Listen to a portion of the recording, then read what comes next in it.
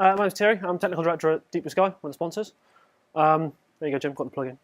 And today I want to talk to you about the devil in our data. So anybody who's watched Westworld, in particular the second series, will have realised that one of the key plots was to do with the purpose of the park being revealed. It wasn't happy campers and all the guests getting to enjoy tea with a tiger or mutilating samurais or any of that.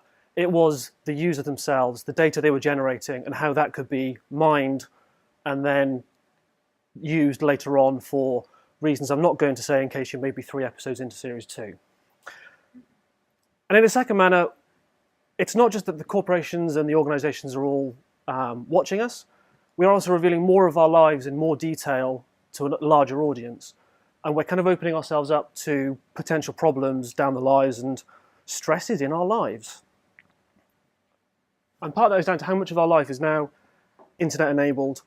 A lot of things that you can do with this device. You can do online banking, you can pay you can do all the crazy stuff. You can do your online shopping, one-click Amazon. You can watch TV, you've got YouTube on your phone, or Sky Go, or smart TVs themselves.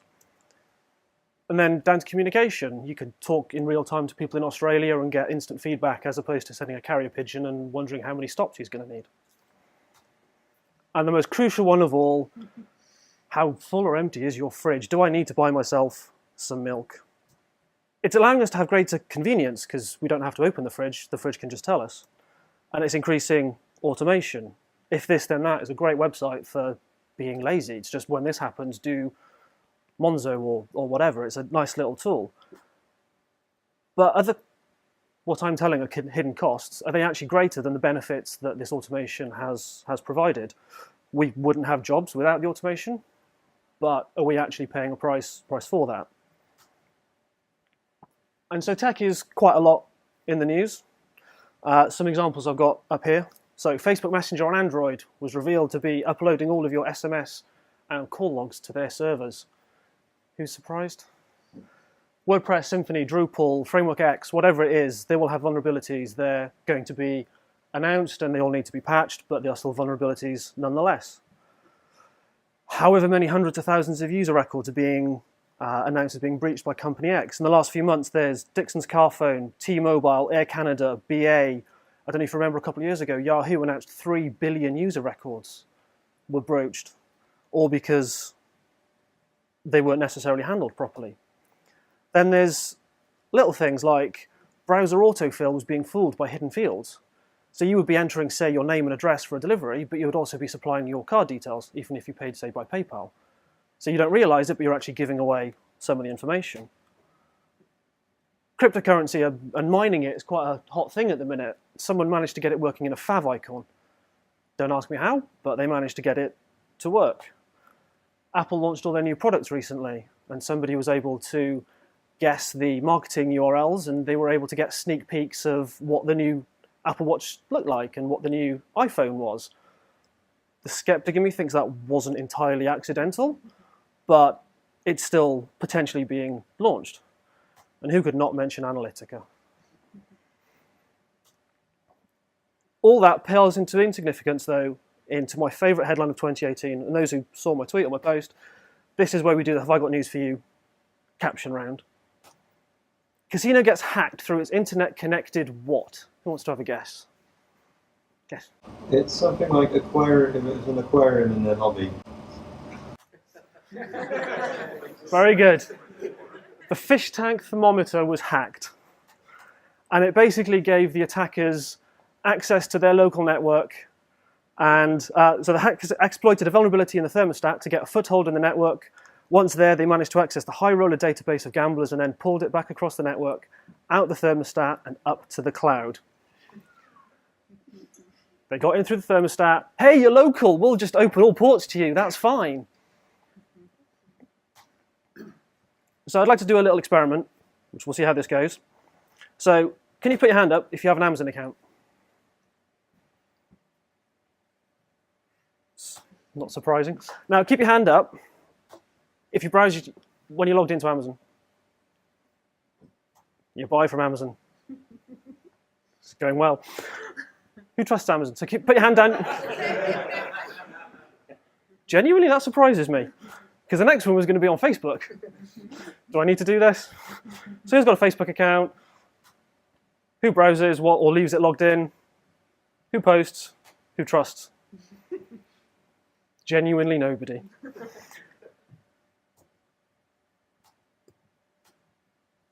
And I was going to say, hey, everybody loves Amazon, but they hate Facebook. So to me, it's kind of down to the power of a logo. Here is a bog standard registration form that we all recognize. If we put an Amazon logo on top, yeah, all right, fair enough. I can see where we're going with that. But what if you're in the market for natural living? What information are you after? It's a bit, really? So a lot of it is down to public perception of a site will kind of give you a big effect on how users interact with a site. If you like them, you kind of give them a bit more leeway. So I was going to say at this point that, hey, everybody loves Amazon. We don't care what they tell us or what we tell them. Apparently that's not actually true. And it's probably down to this, because companies will actually take more than we potentially give them. So even when we're being careful, we're giving up information. So Google Analytics, our behavior, our patterns, how we go through flows and all the various funnels, it helps them to improve their procedures, but also it helps to understand behavioral patterns, which isn't necessarily the same as trying to increase your throughput through the funnel. Underscore server in PHP.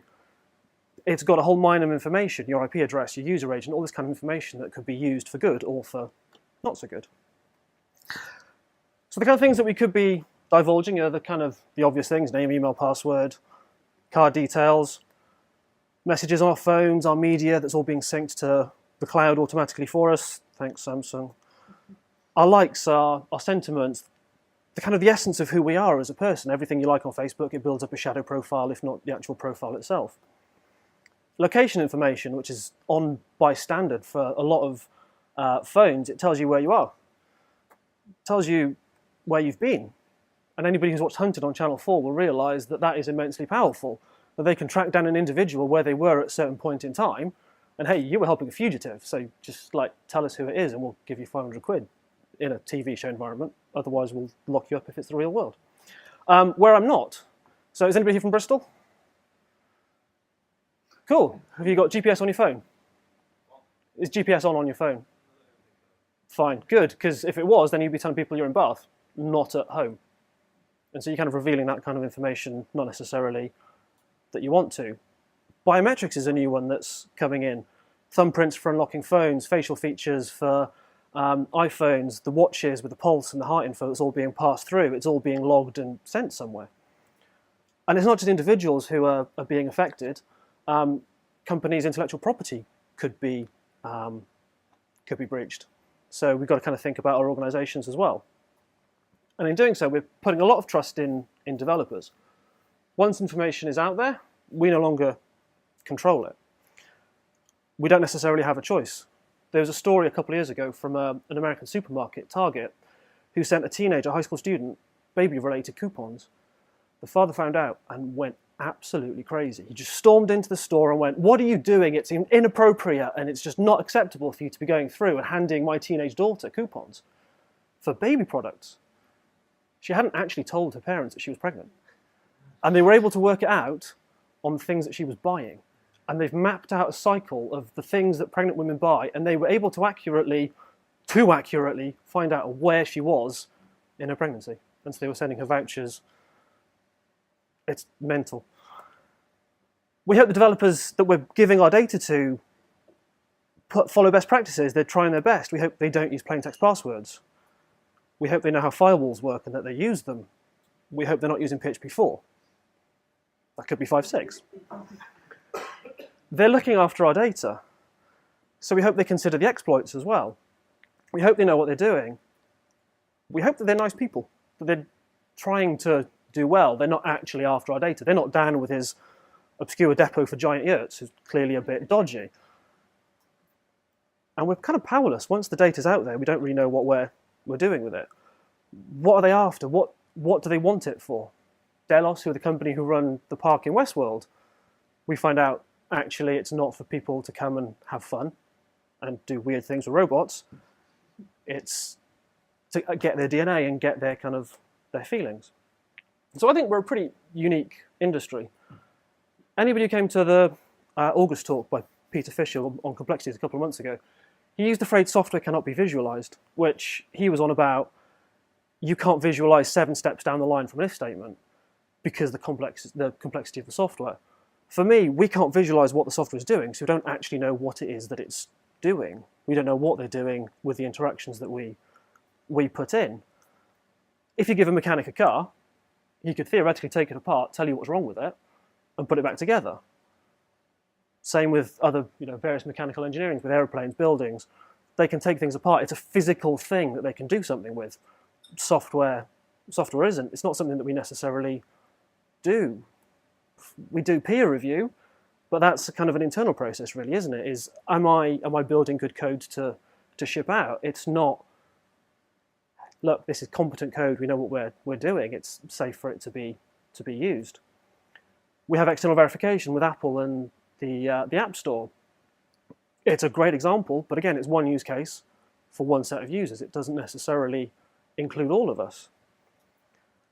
And then you've got open source as well. Again, that has lots of external verification, but that's open source. That's one other use case. What about Amazon, Facebook, Office, you name your software package that's closed source? We don't get our hands on what it's doing. Office, about 15, 20 years ago, made the BBC News because Word was getting people fired for writing their weekly report. So what did you do this week? Well, didn't do very much. My boss was a bit of a so-and-so, scheming, conniving, didn't like him very much, I didn't get any work done. Ha ha ha, I've had my joke. Remove it, and then write a proper legitimate report. They hadn't heard of track changes. They didn't know what the software was doing. I'm kind of scared by the Internet of Things. We mentioned the casino and its thermostat earlier. I kind of think things are going to blow up at some point. We're in a room of techies, so how many people here have updated the firmware in their router? Yeah, kind of techies would, right? But how many people in the real world actually do? Not enough. So where there's a hole, it will be there. It will be there for a very long time because it's not really patched. There isn't much aftercare support as far as I'm concerned. Maybe smart speakers are different and they're kind of getting us somewhere a bit more like apps that can be updated, but how much is actually being updated? The casino and its fish tank. Bit of a firmware update and maybe they'd have been fine. So I think it's down to intent that can be broken down to 2 categories. The people who are actually after your data, or the unintended side effects where they were trying to do something but it didn't necessarily work the way they wanted it to. Neither's good, but we need to be careful with what we're looking at. So if we go back to Dan and his yurts, why does he need my date of birth? Why does he want my mother's maiden name? We generally realise that that's account reset details. So if I've forgotten my password, I can go in and change it, which to me makes it as powerful as the password itself, because I only have one date of birth. I only have one. My mother only has one maiden name. So if I put it into other providers, maybe I've got compromised access to account. So I'd say this smells a bit dodgy, so we'd steer clear of Dan. And I really hope nobody here's actually called Dan. I'm not trying to pick on you if you are. So I would say this is something that's malicious. But what about potential side effects? Anyone who knows me knows I'm quite a keen cyclist. And this is a screenshot of a ride I did that's been uploaded to Strava. So Strava's a fitness tracking tool. You can record your GPS position, upload it to the site, and it will plot a whole load of information. So there's a map of where it was that I went. There's some headline details at the top of how far I went, how long I was, how many calories I burnt, profile so I can see how much climbing I did and didn't do, and then little segments at the bottom that I can use to compare my times. There's at least one potential critical flaw in this. Does anyone have a guess at what it is? Where I live. So it shows the GPS locations at each point. And it shows the green dot, which is my starting location, and the checker flag, which is my end. So you could deduce, incorrectly for what it's worth, that I live in Outworth. Just happened that I drove to Outworth, but that was where I parked the car. It would have taken somebody to have realised that, to actually, hang on a sec, we need privacy controls. They've now set up privacy zones. And anybody who uses Strava, make sure you've got your privacy zone set up for your house and your parents and wherever. They fixed it, but was it too late? Was anybody compromised before? And this was where they made a mistake where they targeted individuals. They went bigger. They went much, much bigger.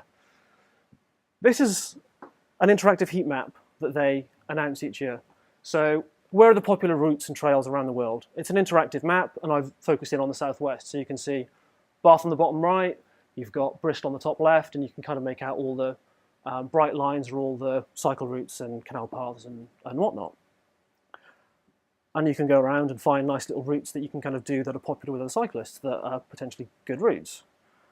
Except it took an Aussie researcher to have a look around this map, and he went, well, look, America, that's lit up like a Christmas tree. Western Europe, same. Africa, that's a bit quiet. Hang on a sec. What are these little flecks in the Middle East? They'd released information about military air bases. All these people were presumably running, but potentially cycling. They've just released more information to our enemies that we're at war with about how our training regimens run in our air bases. So what can we do? All good options. Back to the caves on the top right. Outdoor living is potentially accessible. But unless, well, within malicious, unless we're going to live like hermits, there's not really too much we can do. We need to be vigilant, we need to be careful, we need to consider what's going on, and I'll cover some points later. But as a room of devs, it's the side effects that we kind of need to consider. It helps to understand why these things happen. And so there are some potential red flags. The first one's a bit blunt. Don't take it personally. It's quite easy to get started in development. All you need is a cheap VPS and a couple of textbooks, and off you go. I'm showing my age by saying textbooks, aren't I? Stack Overflow, yes. You could quite easily get a site up. The hardest part is the idea, right? You could code up whatever idea it is that you've got, and yeah, you could quite easily have SQL injection, or you could open your ports to make your life a bit easier. Nobody's going to know, unless they do a Maiden Academy course, obviously. Then you know everything. We use old techniques that at the time were safe, but how frequently do we go back and update code that works? I mean, MySQL, MySQLi, PDO, that kind of progression was a natural one that was forced on us. But even in our pandas, we have code that is so old that it works. Why go back and update it? It's a very difficult business case to try and make, to try and refactor code, because it's all about the functional spec. It's what our clients and what our users are after. They want functionality to go and play with, so that's what we predominantly focus on. We don't consider the non-functional spec, because that's out of the box, right? It just works. We don't necessarily know there's a problem until it's too late. We don't really have Nagios alerts for finding out if somebody from Germany is logged into our platform and which only people in Bath should be located in. We don't have those kind of checks. It's just, is my server up? Can people log in? We're not kind of considering that scenario. And lastly, a lot of our testing, sorry Dave, is based around user-facing bugs. It's in reaction to a bug that somebody has, more often than not, reported to us. How often do we have reported bugs to do with security issues? It's not very often that it actually comes to us. So I think we need to consider the non-functional spec a bit more. Is what I'm doing potentially open to exploits? Am I causing potential problems? Do I give the user more information than I need to? Am I opening up IDs that could be sensitive to the database? Am I including passwords in JSON blob that's hidden behind the scenes? Am I giving more info than I actually strictly need to for the service to work? Am I handling more data than I necessarily need to? password reset, I don't need a date of birth and mother's maiden name. I could do it all through email. So why are we asking that information? Because it's more information that we could be compromised with. Who remembers the Panama Papers? Released via an image slider on a random WordPress website on the same server. Pen testing is great, but it's only a part of the solution. I have a mild dislike to pen testing because it requires too much intricate knowledge of the system that is being tested. And unless you're a large organization that has its own in-house pen testing company or department, they're not going to know all the warts that you know about. And you mentioned Stack Overflow. Stack Overflow is very rarely the absolute answer.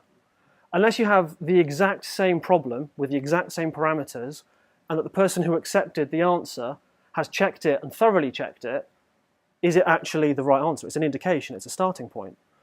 So, help guys, I can't access MySQL from a dynamic public IP. Potential problem. Accepted solution, we'll just open port 3306. Anybody can get to it. You can get to it on whatever IP address. It's a solution and it worked for the original poster. Shouldn't do, but it works. Doesn't necessarily mean it's a good idea for you to use. And we need to consider how we do our testing as well and how far we go with it. So here's an ATM testing flow. This is how I was taught about testing.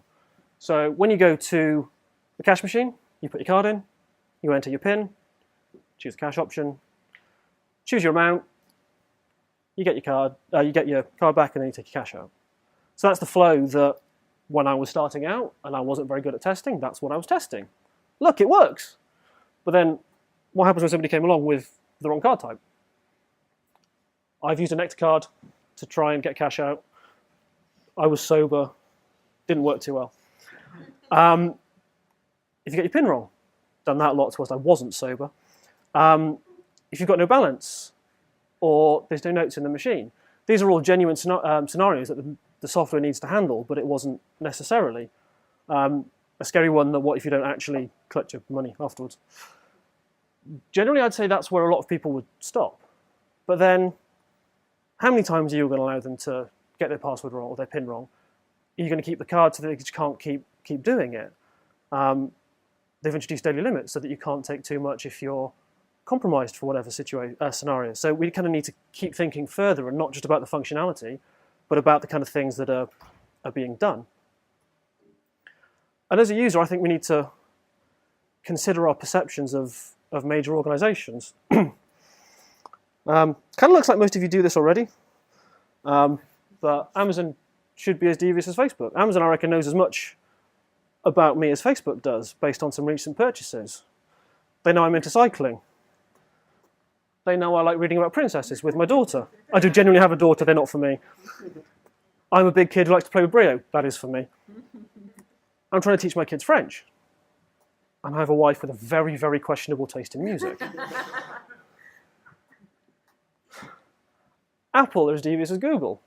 iCloud, all the syncing of your photos and your media and everything, straight up to the cloud. They're not just sitting on it. Seriously? They're going to be mining it just like the same way that Google's mining MasterCard data all of a sudden. So I view us as kind of in this period of uncertainty where I think there's a problem. We don't know how big a problem it is. So my goal is really to be minimizing risk and potentially limiting what we're exposing ourselves to. Who's going to know if I tell the truth? Like if I go back to this registration form, I'm looking very good for 48. Primarily because I'm not 48, I've put in a fake date. They're not going to know. Obviously, if you're applying for a driver's license or a passport, you kind of need to put the right date in. But for Dan and his yurts, it doesn't matter. Ditto mother's maiden name. As long as it's memorable, you can remember which one it is, ideally unique. You've got then another barrier that you've got different names for different services, then you're kind of limiting the potential exploit. We use password managers, but I don't think, have systems for usernames or emails. Something I've been doing now for about 10 years, where each service will have a different email address as my login. Started out as a spam identification mechanism, because I was getting fed up with getting spam, so I wanted to see who it was who was spamming me. But it's kind of grown into a nice little system where I can see if a company's been compromised. So if I'm getting information about from my eBay account from a Nigerian prince, I kind of know it's not plausible. And Gmail or Google or any of the services that you log into Google for has that nice little plus feature, whatever you want to call it, where user plus service at gmail.com will go to user at gmail.com. And so that way you can have one email address, so everything goes to the same place, but you can have your unique emails across the systems. It's that kind of onion model of one more barrier. I have a different password, great. I also have a different email address. So then one more hoop that they need to jump through. A picture says 1,000 words, a great little saying. What are you putting in that picture? Are you showing your nice expensive TV that you kind of want people to have? I tweet a lot about Instagram a lot about cycling, and I've got a lot of pictures of my bike on there. And some random I've never met before is commenting, "Do you like your bike?" Kind of a bit freaky. If you're tagging a location, does it actually tell you or tell somebody where you're not? Look at me, I'm having a really exotic holiday in Radstock, which means you're not home. And if I'm honest, this last one does quite scare me, that even common sense can be fooled. Other than the fact I'm telling you about this, what's dodgy about this?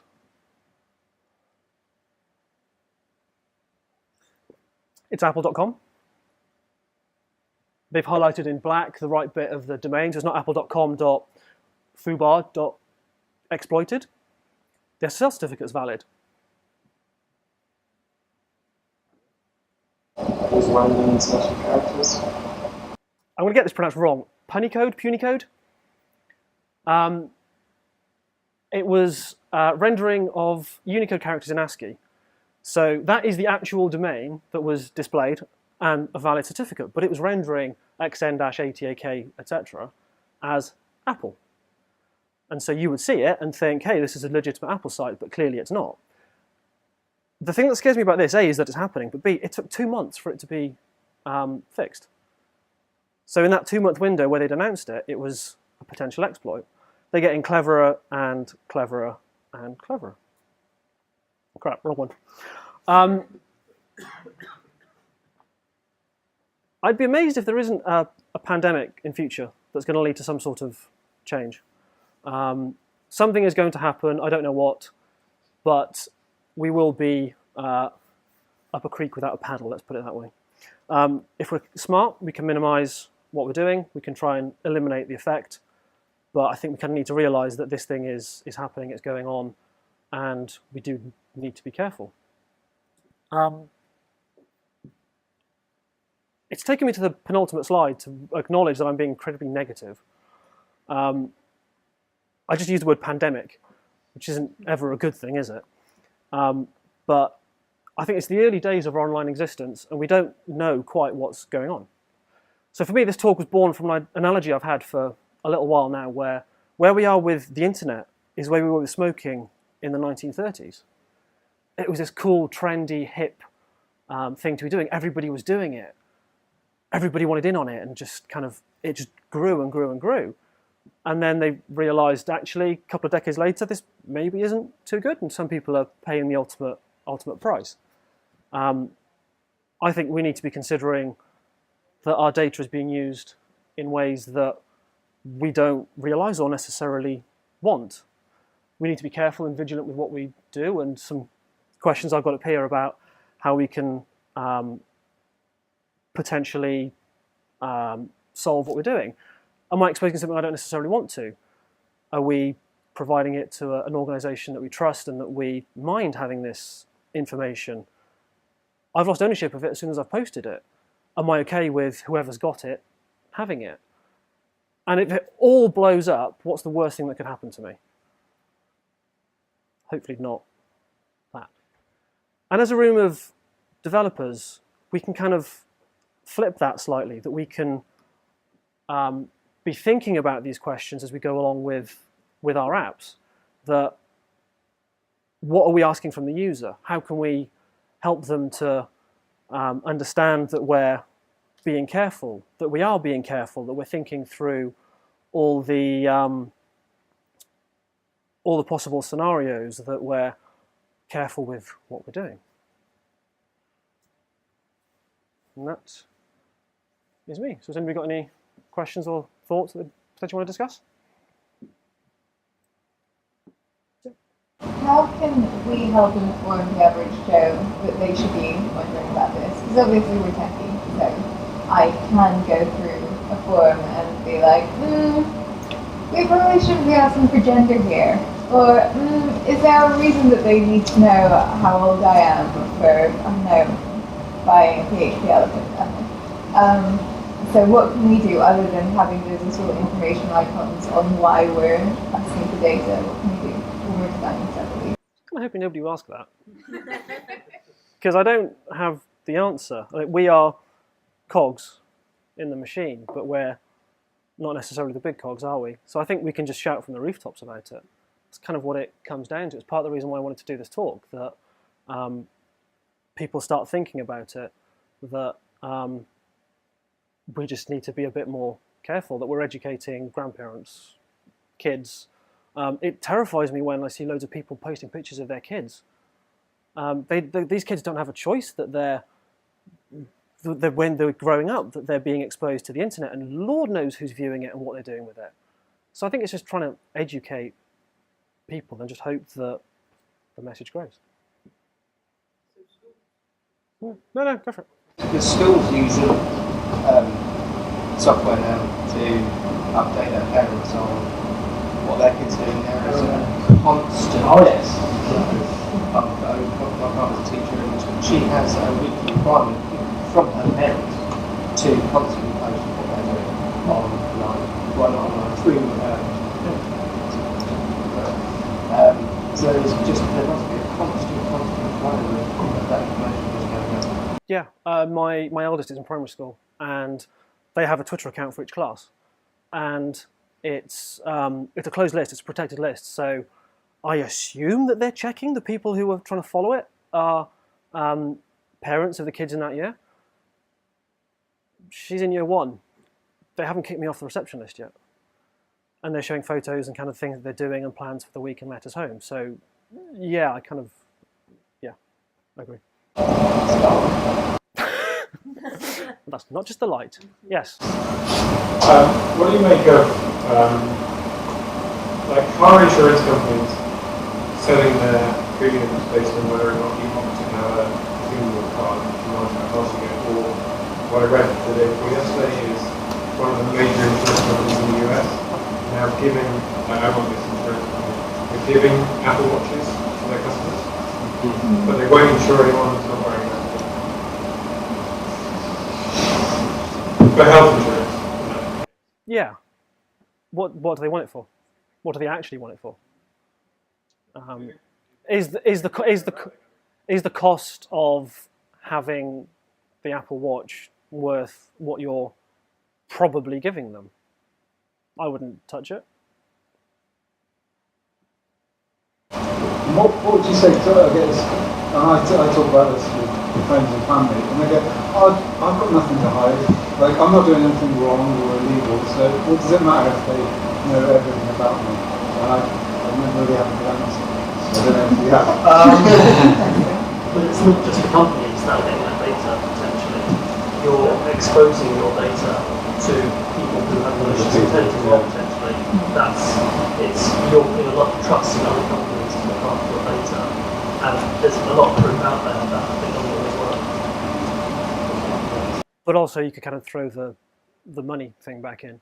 I tried buying something on eBay a couple of days ago, and within about 20 minutes I got an email back from them saying, yeah, sorry, we're going to have to cancel this because it was a compromised account. Here's your money back, but they've now got access to my address, my emails, kind of my PayPal email. So that could theoretically go back to your bank account, and everybody cares about their bank account. I have the opposite there. I have people around me saying, people can do all sorts with all of my data, but I'm generally the one who says that, we've all had something compromised at some point, and if you haven't been on haveibeenphoned.com, you should, and see if someone has your details on something. and I've been through the processes of cancelling codes, changing things, updating stuff, and I am of the opinion that everything that I put on the internet, I know that there is some stuff that could do me a lot of damage, but I won't put anything out there without knowing that it could, whereas other people will come into it from the other direction of never having thought about it and then being, oh my god, everything's good. If Google has my payment details, then some hacker is going to buy my grandchildren off me. And I think there's a balance. It is about being aware more than anything else. Yeah, and I kind of think it comes back to that risk. Are you happy with what you're giving up and the potential cost if it goes south? Do you think that GDPR is a step in the right direction? Yes. Or the tip of the iceberg? It is the tip of the iceberg. It is a step in the right direction. It has opened a can of worms. TrustArc, I reckon, is going to be the next company that goes and blows it up. So, anybody know what TrustArc is? Cookie preferences, because everybody has to ask, for cookie preferences every single time without saving a cookie on your computer, which, if you do everything in incognito like I do, means every single time. And they're not quick either. So, yes, GDPR is the start. It's the start of the regulation that is going to come in, I think. I mentioned about kind of car building and aerospace and whatnot. They're regulated to high heaven. We're not. Just leaving that there. Cool. Anything else? No? Last plug from me then. As Lee mentioned, it's the Digital Festival. I'll be doing this talk there. There are other events. There's over 80 between the 23rd and 27th, which is the Tuesday to the Saturday. Full price is £15 for a festival pass. If you buy Jim a beer afterwards, maybe he'll knock it down. Jim, put your hand up so everyone knows who you are. Over 80 events, bathdigitalfestival.co.uk, Bath Digital. Friday and Saturday look like a couple of good days. So Saturday's the family day. There's lots of events aimed for kids and young families. Kids go free on adult tickets, so you don't need to worry about trying to buy a ticket for each of your children. As long as you've got an adult ticket, up to 3 kids can get in. And Friday is the Dev Day. That's what it's being called. So there's 6 or 7 talks, I think, kind of across the whole day. It was a really good success last year, and it was a wide variety from app types to UX, and kind of a great little day to get involved in. And in theory, there's discounted rail fares available. The terms are a bit ambiguous. It has to be on the GWR network, and I think Bristol and Swindon don't count because they're too short. But there's a blog post on the website, so have a look. There's a link for you to go through if you want to try and head across. And that's me.